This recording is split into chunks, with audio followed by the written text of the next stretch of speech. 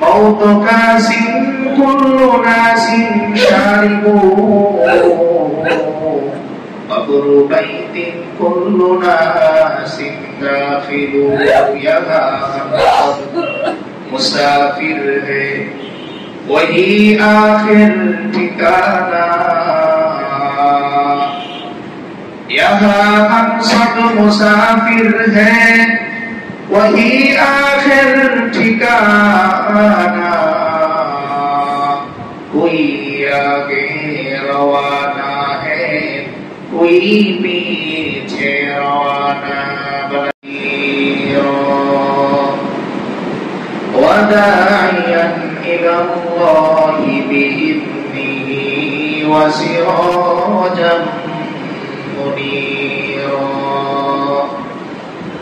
صلى الله تعالى عليه وعلى آله وأصحابه وبارك وسلم تسليما كثيرا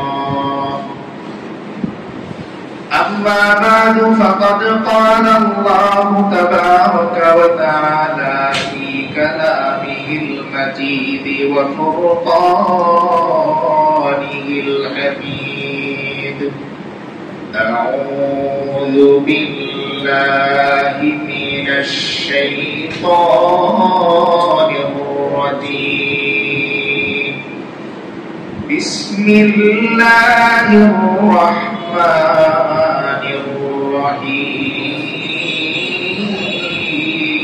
الرحيم قل إن كنتم تحبون الله فاتبعوني يحببكم الله فاتبعوني يحببكم الله ويغفر لكم ذنوبكم والله غفور رحيم صدق الله العظيم وصدق رسوله النبي الكريم ونحن على ذلك لمن الشاهدين والشاكرين والحمد لله رب العالمين وقال تعالى في شان حبيبه ومحبوبه مخبرا وآمرا إن الله وملائكته يصلون على النبي يا أيها الذين آمنوا صلوا عليه وسلموا تسليما اللهم صل على محمد وعلى آل محمد كما صليت على إبراهيم وعلى آل إبراهيم إنك حميد مجيد اللهم بارك على محمد وعلى آل محمد كما باركت على إبراهيم وعلى آل إبراهيم إنك حميد مجيد موت كاس كل ناس شارب العدا بكماله كشف الدنيا بجماله حسنت جميع خصاله صلوا عليه وآله الحمد لله মহান আল্লাহ রব্বুল আলামিনের দরবারে লাখ কোটি শুকরিয়া যে মহান আল্লাহ রব্বুল আলামিন আমাদেরকে আরো একটি জমাবার জীবনে পাওয়ার তৌফিক দান করেছেন।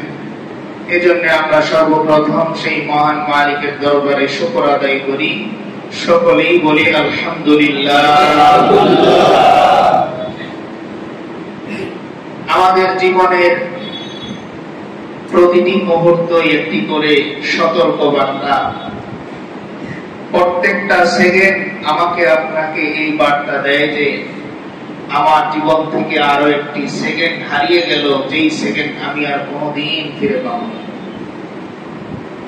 এজন্য আল্লাহ তাআলা বাঁচার গ্যারান্টির ব্যাপারে কোরআনে কারীমের মধ্যে কোনো আয়াত নাযিল করেন নাই যে বান্দা এতদিন পর্যন্ত বাঁচবে, কিন্তু মৃত্যুর গ্যারান্টির ব্যাপারে আল্লাহ তাআলা আয়াত নাযিল করেছেন। এই কথা বলেছেন যে পৃথিবীর মধ্যে প্রাণওয়ালা যত মাখলুক আছে, কে শ্রেষ্ঠ, কে ধনী, কে গরিব, কে ক্ষমতাবান, কে রাষ্ট্রপ্রধান, কে সমাজ প্রধান, কে অধিপতি, নির্বিচারে কোন ধরনের তারতম্য ছাড়াই, পার্থক্য ছাড়াই আল্লাহ তাআলা বলেন কুল্লু নাফসিন যায়িকাতুল মাউত। যারাই রূহ পেয়েছে, আত্মা পেয়েছে, তাদেরকে একদিন এই আত্মা হারাতে হবে, রূহ হারাতে হবে। দুনিয়াতে যারাই উঠেছে তাদেরকে একদিন খাটিয়ার মধ্যে উঠতেই হবে। মানুষ হিসাবে আমি বিশ্বাস করি আর না করি, মানি আর না মানি, চাই আর না চাই, আমাকে একদিন এই খাটিয়ায় উঠতেই হবে। পৃথিবীতে কেউ কোনোদিন স্থায়ী হয়নি আর কোনোদিন স্থায়ী হবেও না। এজন্য আল্লাহ তাআলা কোরআনে কারীমের মধ্যে বলেন কুল্লু শাইইন হালিকুন ইল্লা ওয়াজহা। আমি আল্লাহর ওজুদ ছাড়া, অস্তিত্ব ছাড়া এই পুরো কায়নাতের যা কিছু আমি দেখি, যা কিছু আমি দেখি না, এই সব কিছু একদিন ধ্বংস হয়ে যাবে, এই সব কিছু একদিন লয় হবে। কিন্তু আল্লাহ তাআলার অস্তিত্ব, তিনি আযালি যেমন ছিলেন, আছেন আজীবন, এভাবেই তিনি থাকবেন। তো যেহেতু আমাদের এই হায়াত খুবই সংক্ষিপ্ত, খুবই অল্প সময়ে, যে কবিতা আমরা শুনলাম, শের আমরা শুনলাম, এইখানে কবি এটাই বোঝাইতে চেয়েছেন যে ইহা আমসাল মুসাফির হে ওহি আখির ঠিকানা। এখানে আমরা তো মেহমান, দুনিয়ায় আমরা মুসাফির হিসেবে এসেছি। আমাদের মূল ঠিকানা কবর, মূল ঠিকানা হাসর, মূল ঠিকানা যদি নেককার হই তো জান্নাত, আর যদি নেক নিয়ে যেতে না পারি, আল্লাহ না করুন, তাহলে জাহান্নাম। कोई आगे रवाना है, कोई पीछे रवाना। কেউ আগে চলে যায় আর কেউ পরে চলে যায়, কিন্তু সবারই একদিন যেতে হবে। তো এই সংক্ষিপ্ত জীবনে, এই অল্প সময়ের এই সফরে আমরা কিভাবে সফল হতে পারি, এই মানদণ্ড আল্লাহ তাআলা কোরআনে কারীমের মধ্যে বললেন যে একজন সফল ব্যক্তিকে, যাকে আল্লাহ তাআলা ভালোবাসেন, সেই হচ্ছে দুনিয়ার মধ্যে সবচাইতে সফল ব্যক্তি। কিন্তু আজকাল আমাদের দুনিয়ার বিচারের মানদণ্ড কি? যে একজন প্রার্থী দাঁড়াবে, সে যখন এলাকার মানুষের ভোটে জয়ী হচ্ছে, এই মানুষটা মনে মনে চিন্তা করতেছে যে এই সমাজের মধ্যে সাকসেস যদি কোনো মানুষ থাকে, ওই মানুষটা আমি, কারণ আমার আশপাশে এত সংখ্যায় ভোট কেউ পায়নি। কিন্তু আল্লাহ তাআলা কোরআনে কারীমের মধ্যে স্পষ্ট বলেন যে বান্দা, দুনিয়ার মানুষের ভোটে তুমি জয়ী হতে পারবে ঠিক, কিন্তু কবরে জয়ী হওয়ার জন্য, হাসরে জয়ী হওয়ার জন্য, মিজানে জয়ী হওয়ার জন্য, পুলসিরাতে জয়ী হওয়ার জন্য আমি আল্লাহর কাছে তোমার নির্বাচিত হওয়া লাগবে। এছাড়া কোনো উপায় নেই। আমি আল্লাহ তোমাকে ভালোবাসতে হবে, জনগণ তোমাকে ভালোবাসে, এটার পেছনে স্বার্থ থাকতে পারে।